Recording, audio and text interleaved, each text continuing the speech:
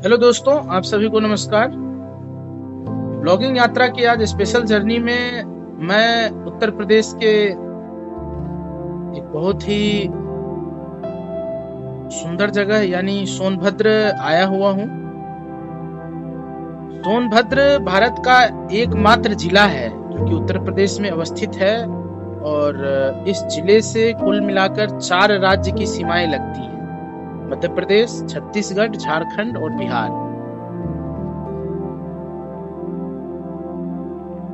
धार्मिक और सांस्कृतिक दृष्टिकोण रामायण और महाभारत के साक्ष्य के आधार पर यहाँ मिले हुए सांस्कृतिक कई प्रतीक हैं। जरासंध द्वारा महाभारत में कई शासकों को यहाँ कैदी बनाकर रखा गया था। एक्चुअली में सोनभद्र जो इसका नाम है, कहीं ना कहीं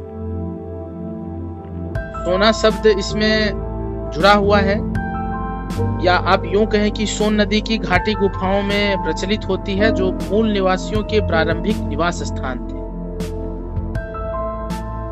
ऐसा कहा जाता है कि भार ने जिले में चेरी, सिरी, कोल और खरवार समुदायों के साथ बस्तियों का गठन किया था, जहां 5वीं सदी तक विजयगढ़ किले पर कोल राजाओं का शासन था। 11वीं सदी से 13वीं सदी के दौरान यह जिला दूसरा काशी के रूप में प्रसिद्ध था।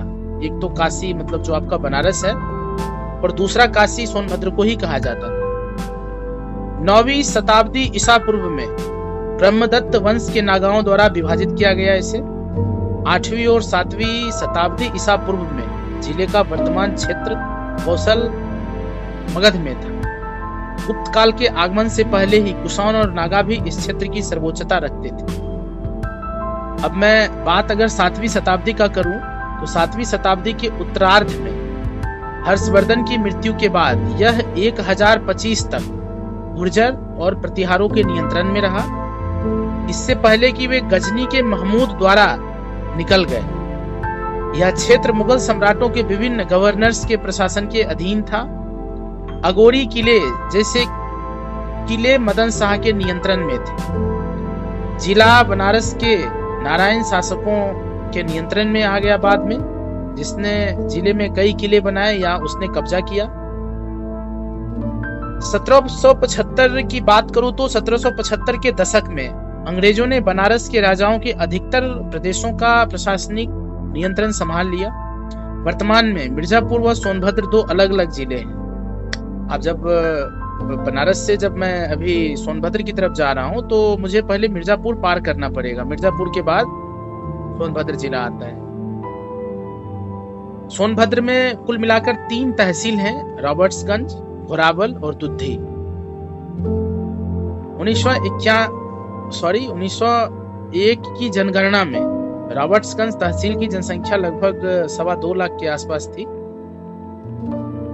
और जिसमें 2 शहर और लगभग 1250 गांव के आसपास जो है रॉबर्ट्सगंज तहसील में ये संख्या थी।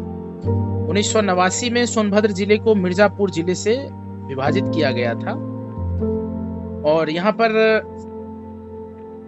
आज तो नहीं, मैं किसी और दिन सोनभद्र आपके साथ घूमने आऊंगा, आपको दिखाऊंगा यहाँ पे कौन कौन से किले हैं और किन किन राजाओं के द्वारा उस किले को तैयार किया गया था। जैसे अगोरी किला है, मदन शाह द्वारा शासित यह किला था। विजयगढ़ का किला बनारस के राजा चैत सिंह द्वारा शासित था। सोढरीगढ़ दुर्ग गढ़वाल के राजाओं द्वारा शासित था।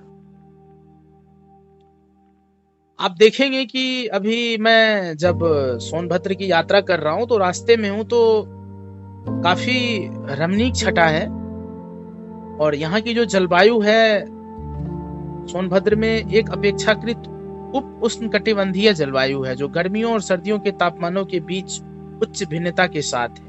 आप देख भी रहे हो सर्दियों जैसा मौसम लग रहा है। गर्मी में यहाँ का औसतन तापमान वही 30 से 48 डिग्री के बीच रहता है, काफी गर्मी भी होती है, और सर्दियों में 2 डिग्री से लेकर 15 डिग्री सेल्सियस तक रहता है। जुलाई से अक्टूबर तक मौसम बारिश के कारण खुशनुमा रहता है। तो अभी तो जुलाई का महीना चल रहा है। जुलाई के महीने में आप देख सकते हैं काफी सुंदर मौसम है, आप लोग भी घूमने आ सकते हैं इधर। सोन नदी के उत्तर जिले के हिस्से निचले गंगा के मैदानी इलाके में पर्णपाती जंगलों के उत्तर पूर्व में स्थित है सोनभद्र। सोन नदी के दक्षिण भाग में छोटा नागपुर के शुष्क पेडिक्योर वनों में स्थित है।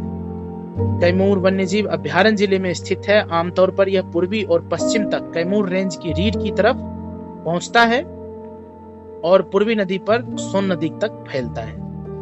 विशेष सोनभद्र के बारे में एक तो छोटा सा व्यू मैंने आपको दिखाया।